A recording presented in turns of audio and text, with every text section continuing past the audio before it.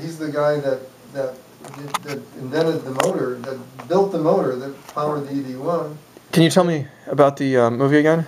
What do you think your influence was on Chris on the Who Killed the Electric Car? I was fortunate enough to point Chris in certain shameless? I suggested some things to Chris that he actually used. Yeah, no, such as going to Alan Ciccone. Right. Which I said, he built the motor for the EV1 in his driveway. Right. Which he did. Right. And they actually got that line in the movie. And Alan Ciccone should have had more honors. Yeah. The whole issue of the EV1, and actually Alan's group was the one who figured out how to make lithium batteries work. Yeah. Tom Gage and Alan, they were the ones who figured out how to make lithium work. They're the ones who got the configuration on the Tesla. Really? Tesla bought the technology, yeah. Everything that comes out of Tesla is ultimately founded in AC propulsion and Alan Ciccone. Much of it. Founded in it, I said. It's not. I said everything that comes out of it is founded in it. What about the stuff they're doing with Toyota now? It's all based on the Alan Ciccone theory. It's an inductive motor and it's lithium batteries.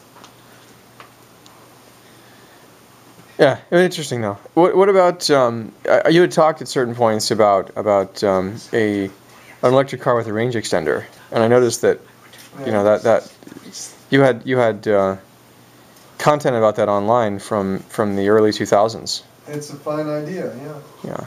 That's the Alan Ciccone's idea of the Long Ranger, where you had a trailer that hooked on when you needed it.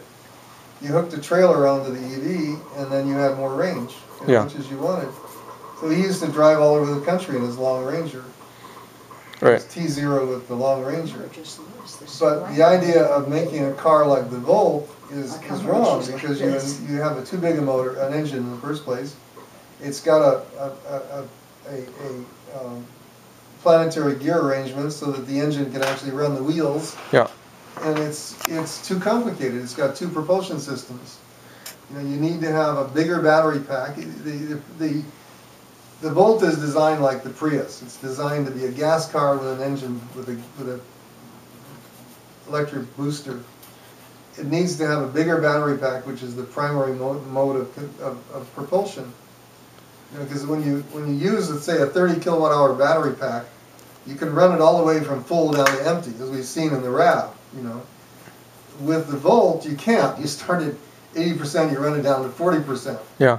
And then the engine kicks in. So it's a different way of organizing the battery management system. So you dubbed the Volt, GM's plug-in hybrid, you dubbed it the Volt hoax. It's a hoax, yeah. What makes it a hoax? If it had been an electric car with a range extender, that would have been okay, but it's not. It doesn't have 100 miles range at 80 miles an hour. We're supposed to go and improve it. In 1990, we had a nickel metal hydride car that went 220 miles, this Electria Sunrise. In 1996, that was up to 360 miles range. Now, the cars we have, the Leaf has an 80 to 100 mile range. What is this? We're going backwards? The EV1 with nickel metal hydride had 160 miles range. Can't we do this again? Why can't we do this now?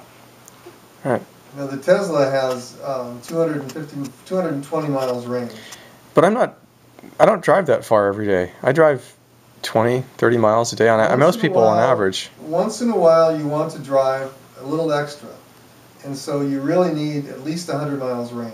120 miles we found to be optimal.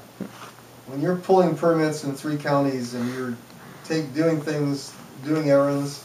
Most people are just going to work though. Those people can get along with the Leaf, and that's fine. I use the Leaf all the time. We drive it almost every day. It's a great car. I love it. But it should have another 50% range, 120 miles range. Yeah. Just another 12 kilowatt hours, that's all.